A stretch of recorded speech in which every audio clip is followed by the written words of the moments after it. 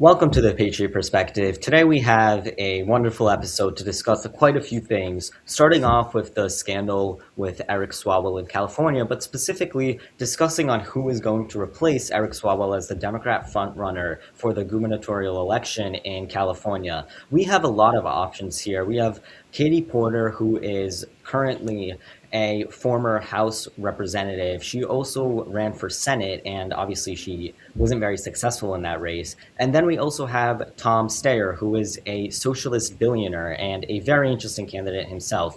We have two Republicans currently in the race, too, which are both polling at around 13%. If we look at it, they are probably not going to win because, again, Republicans don't tend to expand their voter base. They tend to have their voter base already consolidated, especially in California, meaning that no Democrat will switch to voting Republican. However, Democrats would switch to voting for different Democrat candidates, meaning that all of the votes for Eric Swalwell would likely go to the Democrat candidates.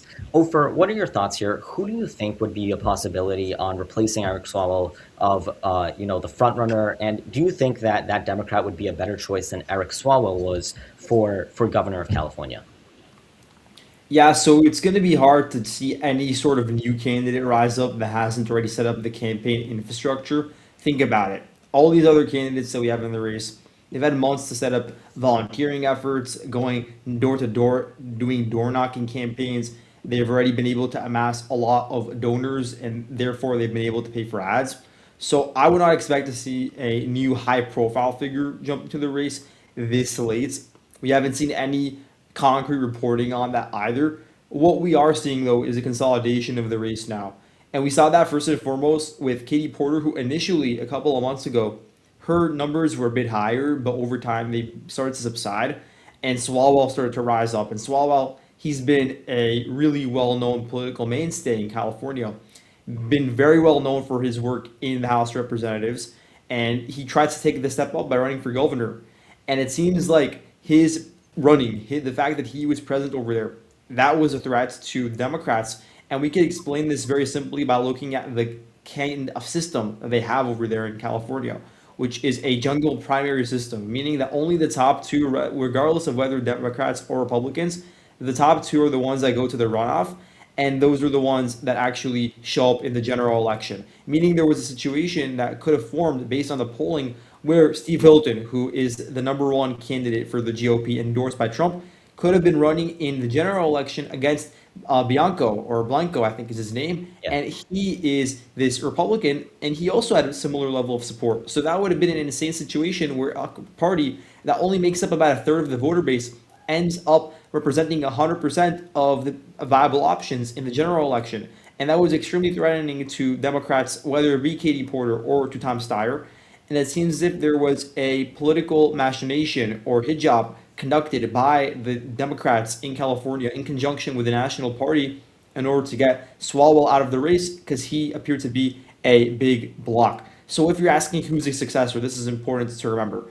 Steyer was the leading Democrat before this, and based on the newest polling, he is also the current front runner for the Democrats, and he's basically neck and neck with Hilton. Hilton, he still comes in second in most polls, if not first, which is still important to remember. But as long as it's one Democrat and one Republican that qualifies, we all know the result. And it's most likely going to be that case where it's Steyer and Hilton. And Steyer, as we all know, is a far left in the relative sense candidates. He is the far left candidate in this race in particular when you compare it to Swalwell, who is more moderate when you consider everything that they laid on the table economically and also when it comes to immigration. I'm sure we'll get to that. But yeah, this does indicate to us that based on the polling, Steyer will be taking the lead. He has the money, he has the campaign arsenal to do so. And then from there, it's pretty much clear that he'll end up winning in the general election. So I wonder if you agree with this assessment.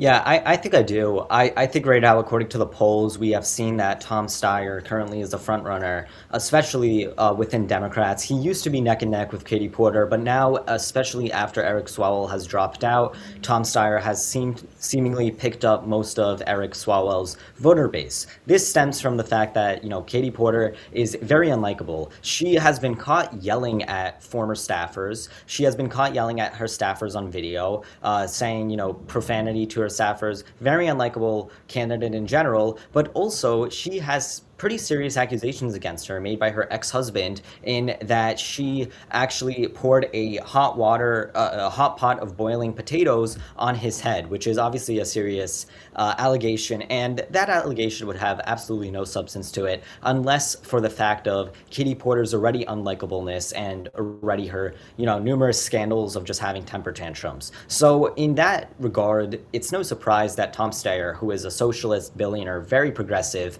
is leading in the polls. Now, let me go to Tom Steyer, who is a very interesting candidate in itself. He is a candidate who is in his policy format a practical socialist. He is very similarly aligned with candidates like Bernie Sanders or Bernie Sanders the senator. Even you can compare him with Zoran Mamdani in New York City. That would be relatively good comparisons. However, obviously, Tom Steyer is a billionaire. He made most of his money based off investing in fossil fuel industry, in the private prison system, and that's where he made his billions. Even today, he holds significant stock in companies and mutual funds that invest in healthcare companies, specifically healthcare insurance companies, which obviously the left hates significantly. So there will be some scandals brought up based off the fact that he's obviously a billionaire and he's a socialist. Those two things don't combine. Socialists hate billionaires, but also the fact that he's a complete hypocrite. The fact that his mouth goes one way but his money goes another way, and it goes to show that in general the left is extremely hypocritical. But it would be smart to vote for Tom Steyer if you're a progressive, because he is self-funded. He is fully self-funded. He is not controlled by anyone, meaning that he can do whatever he says he wants to do. And that is going to be a big plus for him in the long run. It means that he's going to have no controlling body controlling his movements, but it would also mean that people would be more inclined to vote for a candidate who's not controlled by PACs or by foreign organizations or super PACs. And that is, a big talking point, especially with AIPAC today. But Ofer, what are your thoughts in general about this? With what you were talking about in relation to the self-funding of Steyer's campaign, that's a huge deal. And it's also allowed him to develop politically. Because I remember Steyer from 2020. I remember when he initially launched his platform and he was unknown at the time. He ran on a center-left platform. It was very technocratic, and he was thinking from a solution-based perspective, and he took one issue at a time. He was not dogmatic necessarily, but he was always an admirer of Bernie Sanders. There's a very famous moment when the debate ended between all the Democrats in 2020, and they were going to shake hands, and Steyer was the first one to go to Bernie and try to get him to just talk, and he seemed like he was a fan. So ever since then, he's really started to get attracted to that worldview, and it's probably a combination of him actually just getting into an audience capture. So he just started to fall into this bubble, into this echo chamber, and ended up believing it in its own right, but also just because politics in California has become polarized in such a direction where people that are on the progressive side of the Democrat spectrum, they perform better. They're performing better in those local primaries. They're performing better in the actual policy substance, because we can see that since 2020, a lot of those Bernie Sanders policies have become really widespread and adopted by the Democrat base and even by some politicians. Even though it's not been implemented, it's still considered pretty much orthodox by now.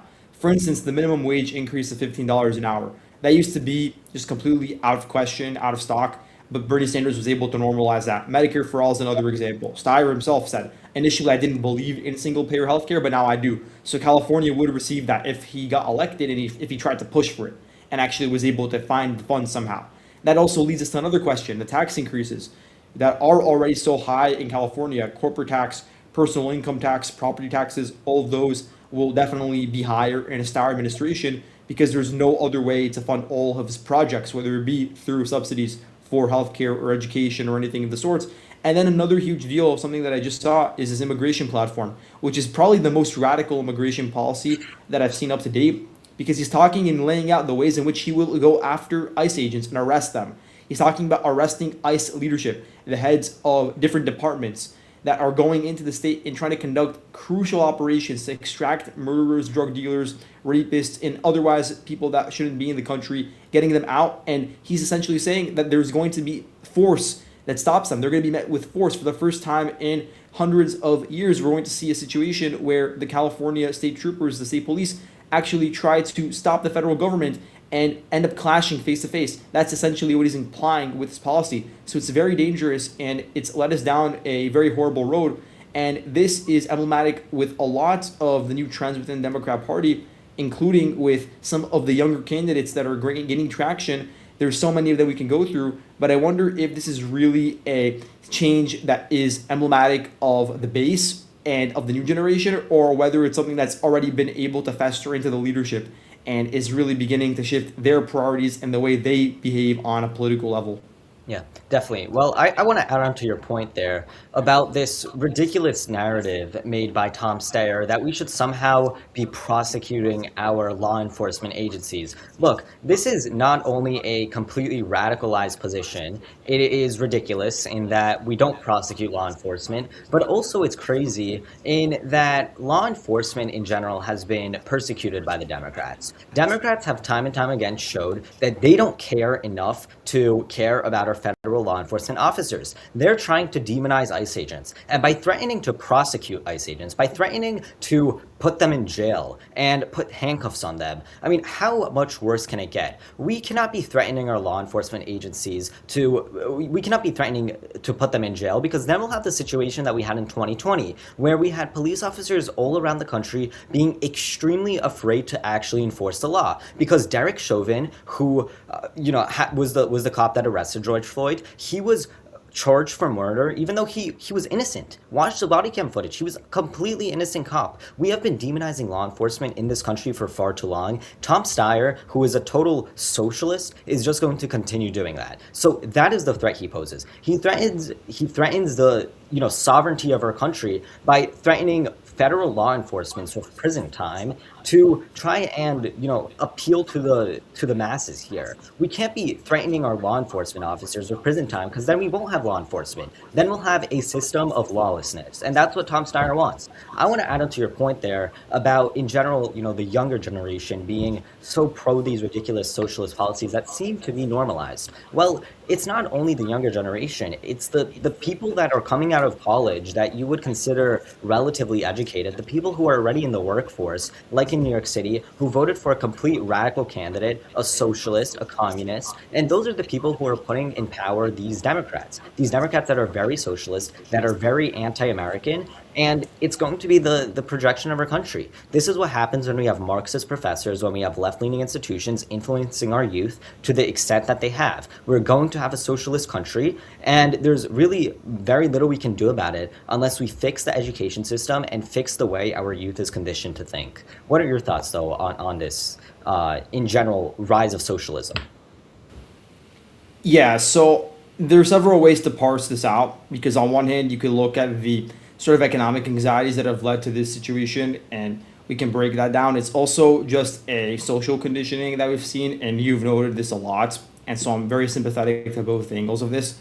So why is there a rise in affinity for socialism in the United States? Well, a lot of it is the fact that, on one hand, there's been a massive surge over the past 4 decades in worker productivity, essentially meaning that the individual worker per basis has been able to produce more economic output, meaning better results in terms of GDP and in terms of the actual raw materials that are produced that we then end up exporting to other countries. So that's very important. And at the same time, we haven't seen a parity when it comes to the raise in real wages when you adjust for inflation. So a lot of people are feeling that they're not getting their end of the social contract, in the sense that there's no more upwards mobility, meaning that people are stuck in the same economic position that their parents were perhaps in, or even them when they were younger, say they were 20 or 30, and now they're in middle age, and they haven't been able to see the progression that they would have hoped for when they initially entered into the job market or graduated from college. A lot of these people, they are still struggling to pay off their mortgages. Some of them haven't even been able to reach the opportunity of attaining home ownership, and they are essentially rent slaves. And that leads to a lot of dissatisfaction, especially from people that are in the education system as of now. And those are the people that are the most radicalized or inculcated into this view. These are people that have accrued a significant amount of student loan debts. And that's not the only type of debt they have. They have so much other liabilities, in healthcare, when it comes to their car insurance, when it comes to their credit card insurance. That's another massive problem. There's a lot of credit card debt that we don't talk about, but obviously student loan debt is the worst because you can't default on it. So those are the main concerns on a day-to-day basis for these people, and they feel, if you're going to ask them what this has in terms of a tangible impact on their life, it's supposed to be an obstacle that prevents them from growing as an individual, meaning that they can't go out here and get a home, begin to raise a family, begin to pursue other career responsibilities, try to actually do something that they're passionate about. So that general dissatisfaction and milieu that's formed in the country over the past couple of years, past couple of decades, really since the Great Recession, that's what's led to a lot of this. But also, it's true, as you were noting, and this has to be mentioned as well, because two things, these are two major factors that have collided with one another. There's also a rise in the perception of classical Marxism, and that's also infiltrated into a lot of the education system. The sort of idea behind the sort of mindset, which is a mindset of zero sum policies where it's always dragging another person down, where there can't be human flourishing that is sort of bringing and rising the boat up where everybody succeeds. It always has to be at the expense of somebody else. And that's been a huge problem with the way in which a lot of these people think, because they believe that the only way to achieve human flourishing, to achieve positive gains for the economy, for individuals that are working class, is through bringing down other people and reducing wealth inequality. But that's not actually the case. In a lot of ways, wealth inequality, when it's paired with an increase in the standard of living for all people, is an amazing thing, because then it leads to greater investment in individuals, it leads to higher increases in wages. So you can't really disseminate these two things, you can't really separate them. And one put together this horrible influx of social Marxism and then also economic Marxism put together, and people actually feeling this with their purse, the suffering that has really, we've seen it since COVID, since the Great Recession. It's only compounded in recent years, and it hasn't been fixed regardless of administration. That's been one of the big reasons why we've reached this point, and that's why the Democrats are responding in kind. So yes, it's very important to note this, and I wonder what you think is the solution from the Republican side, because right now we need solutions. That's the only way that there can potentially be a mitigation effort to this massive rise in socialism. Yeah, definitely. I think the primary solution to all of this is to bring our generation back to faith, and specifically to bring our generation back to valuing God, valuing the principles and the values that have founded our nation. Because when we bring our generation back to God, it does a few things. First off, people feel more satisfied. People are going to feel better off. They're going to feel, even if they're making the same amount of money, more satisfied and more happy about their lives. Right now, in our country, we have a significant mental health crisis that no one is addressing, especially among the youth. And it stems from a lot of different issues. It stems from obviously social media, but one of the main things is religion. People are becoming less and less connected with their religion. There has not been a religious revival in our country yet, and that means that the younger generation is going to move further and further from what the principles of our country was based off. When we move past religion, which has been something that has been contributed by not only the higher education system, but also the K through 12 education system, then we're going to have a system of kids who aren't religious. It's obvious. And the main issue for here is that education has been thought of something that is supposed to be secular, something that is not supposed to teach religious values. That is never how the framers intended religion or education to be. The framers intended education to teach religion, and specifically teach religious values. If you look at George Washington's farewell address, he even says that. He says that we need virtue, we need to teach virtue, we need to teach morals, and government can't do that. Government cannot teach morals. It has to be the education system, because government has fundamentally a different structure, it has a different purpose for our children than, religion does. So when we just focus on government, when we are just secular, it's going to cause issues where people are not going to be connected with the founding values of our country. That's why abortion rates, for example, are higher than that they have been ever before. We just in 2025 had over 1.1 million abortions. It stems from the fact that people are valuing God less, people are valuing humanity less, and they are valuing their progression of humanity, of having a family, significantly less than any other point in American history. It's going to lead to a collapsing generation. It's going to lead to a generation that doesn't care about family anymore, and frankly, it's going to lead to the collapse of our country. Yeah, so a couple of important things that you mentioned over there. Abortion is really becoming a massive detriment to American demographics. It was already a problem 20, 30 years ago, just on a moral level, I would say, because I'm absolutely disgusted just on a personal note at the flippant way that people dismiss the human suffering that is extolled on the fetuses during the abortion procedures, especially at a later stage. But even then, okay, the fertility rate was above replacement. Now we've reached a point where it's under replacement and it's continuing to go down, even though we're getting supplemented by immigrants. So even the new immigrants, they're coming in and having children, even those birth rates are going down. So we're not even considering right now the birth rates for Native Americans, founding stock Americans, people that were foundational Black Americans or ancestral Americans that were from the white Anglo-Saxon Protestant sector, or even Catholics that came in later, Irish Catholics, or these Catholics from Italy. The founding stock of the country, when you look at what's been going on demographically over here for the past 100, 150 years. So even those people, their birth rates are probably even more depressed than what we see in the official statistics. The only thing keeping it a little bit afloat is the recent influx of Hispanic migrants. So it's even worse than what we see in the official stats. But what I'm trying to get at over here is that we're seeing this massive contraction in the next generation, and it's not going to be seen as much in Gen Z as compared to what it will be in Generation Alpha and Generation Beta. There's going to be a massive contraction in just the quantity of individuals who can go out and be productive in the workforce, people that can pay payroll taxes that will go to fund Social Security, people that can pay so we can actually have enough money to fund all the liabilities. Right now, the United States has trillions in unfunded liabilities in Medicare, Medicaid, all the other important mandatory spending that goes to various individuals that are in need of welfare, that have disabilities, that are retired. And even now we're struggling to pay those people. So imagine how much more difficult it will be when we don't have enough people that can actually pay taxes. Then what are we going to do? Are we going to increase the burden on everybody who remains? Are we going to make their quality of life even worse to prop up a ballooning older population? I don't think that's fair. I don't think that the choices of the older population when they were younger, the fact that they didn't invest, the fact that they perhaps did not make the most sound decisions and did not prepare a safety fund for when they were older, I don't think that should be something that we then shift the burden onto younger people for and punish them, especially in this housing market where we have a lot of boomers that are holding on to extremely high valued properties and are not offloading, they're not downsizing to areas that would be of better, metric for them, for their sort of standard of living, for their context in which they exist.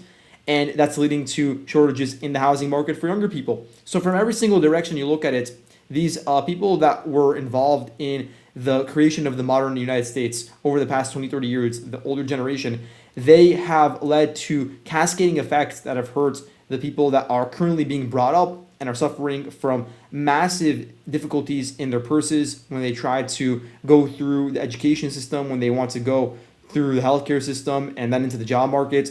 And obviously, same exact thing when they want to start a family or when they want to go and get a house. All of that is on their mind. And yes, a huge portion of it as well is related to the spiritual aspect. I think that a lot of people have just been completely atomized. We live in a society that is extremely insular because people are able to just be on social media, as we were saying, for such a long time. And the actual incentive and reward structure that we used to have for interacting with people one-on-one, it doesn't exist anymore. We don't need it. And so people have started to rely on scapegoats, on other forms of satiation and enjoyment, and they've become used to that. They become addicted to it, and so there's no reason to even go out and be with people. So just on a broader, like, macro level, this is a huge issue, and the birth rates, as we're talking about, it's only compounded by abortion, and even if there was no abortion, it would still be bad. So this is something that can only be fixed with positive solutions on a social level, as you were talking about, and then also on a policy level, economically speaking, to make it more viable for these families to exist.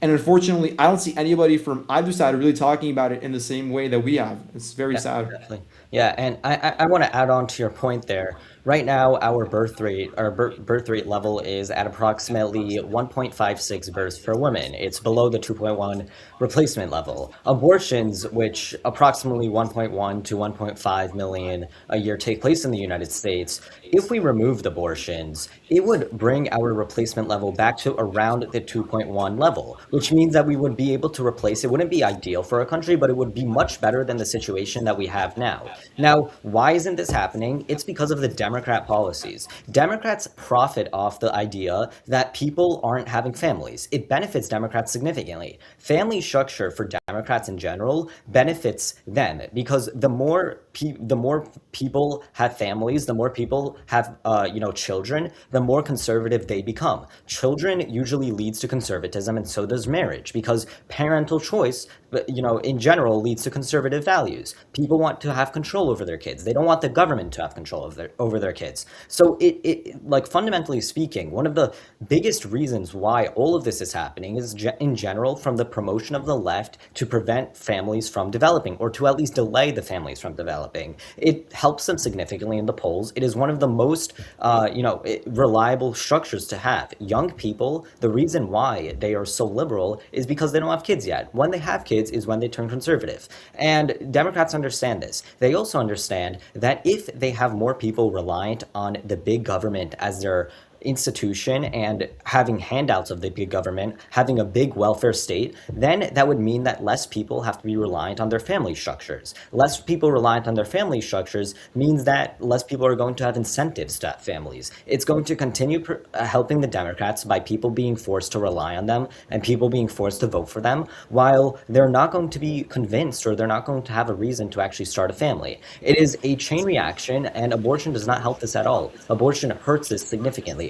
The United States, is one of the, is one of the few Western democracies that not only allows abortion, but promotes it. It's a social norm that abortion should be a fundamental right of the woman. It is, considered radical to say that abortion is murder. When we have a society that promotes the death of killing unborn children, then we're going to have a society that has a low birth rate. It correlates perfectly, and it will only get worse and worse because each year, after each year, more abortions happen. It will hurt the country, and if we continue on this trend, it will really have devastating effects.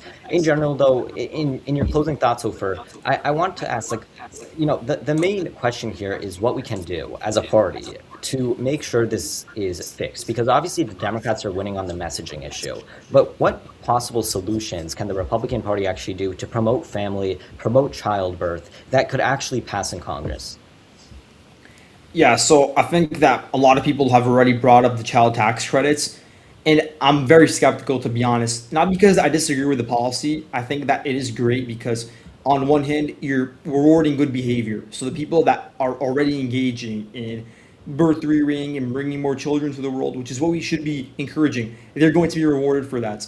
The problem is you can look at policies that have been enacted in Eastern Europe, like in Hungary or Russia, where they've enacted the same kinds of policies where they give massive tax credits to people that have multiple children, at least two or three plus.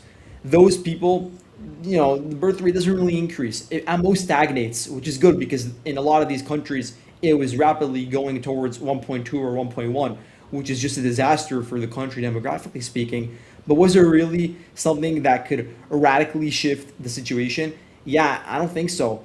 So it's gonna have to be something that's more fundamental in the way that you were talking about. For instance, when it comes to religiosity, when it comes to being able to create a situation where the woman could actually afford to stay at home, where she does have the ability to have a couple of years off, not just a couple of months like we have with maternal leave, but longer situations where they can be at home for 1 or 2 years and where they don't feel the constant need and urge to go out and be in education for 4 or 5 years. Because I also think that's being slept on as one of the major reasons why we don't have as many children. Because in the prime years where women used to have children, they are currently learning or trying to get into a career. And that's a part of modernity. So I'm not necessarily going out of my way to criticize it because I'm trying to be chauvinistic about it, but it is just the case. It's the case in every single country, even in the West, but also not necessarily just there, even in Turkey and countries that are in Central Asia. The same exact phenomenon is happening, and it was born out of social policy, but also out of economic necessity because you need multiple incomes in order to have a stable household. And as a consequence, it's just harder to find the time to have children. So that was also something we need to encourage from grandparents. We need grandparents to be more involved with the children. They need to